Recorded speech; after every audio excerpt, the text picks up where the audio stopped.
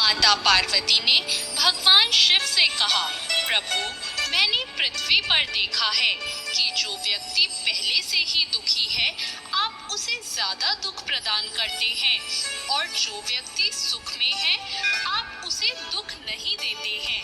भगवान ने इस बात को समझाने के लिए माता पार्वती को धरती पर चलने के लिए कहा, और दोनों ने इंसानी रूप में पति पत्नी का रूप धारण कर लिया और एक गांव के पास अपना डेरा जमा लिया। शाम के समय भगवान ने माता पार्वती से कहा कि हम मनुष्य रूप में यहाँ आए हैं, इसलिए यहाँ के नियमों का पालन करते हुए हमें यहाँ पे भोजन करना होगा। इसलिए मैं भोजन के लिए सामग्री की व्यवस्था करने जा रहा हूँ। तब तक तुम भोजन बनाने की कुछ तैयारी करो। भगवान के जाते ही माता पार्वती रसोई में चूल्हे को बनाने के लिए बाहर से ईंटें लेने गई और गांव में कुछ जर्जर हो चुके मकानों से ईंटें निकालकर चूल्हा तैयार कर लिया। चूल्हा तैयार होते ही भगवान वहां बिना कुछ लाए ही प्रकट हो गए।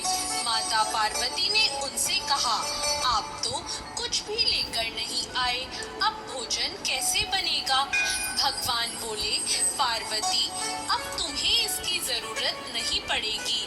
भगवान ने माता पार्वती से पूछा कि तुम चूल्हा बनाने के लिए इन ईंटों को कहां से लेकर आई हो?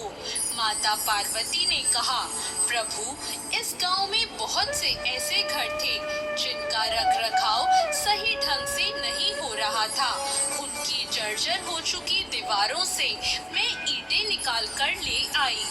भगवान ने फिर कहा, जो घर पहले से ही खराब थे, तुमने उन्हें और खराब कर दिया। तुम ईंटें उन सही घरों की दीवार से भी तो ला सकती थी।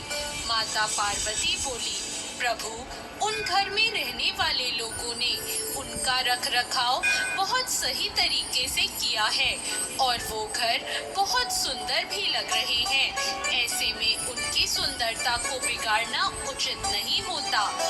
भगवान बोले, पार्वती, यही तुम्हारे द्वारा पूछे गए प्रश्न का उत्तर है।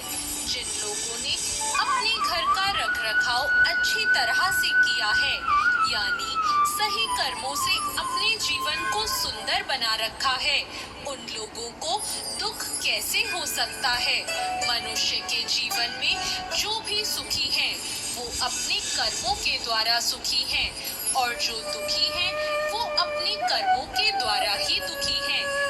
इसलिए हर मनुष्य को अपने जीवन में ऐसे ही कर्म करने चाहिए जिससे इतनी मजबूत व खूबसूरत इमारत खड़ी हो कि कभी भी कोई उसकी एक ईंट भी ना निकाल पाए।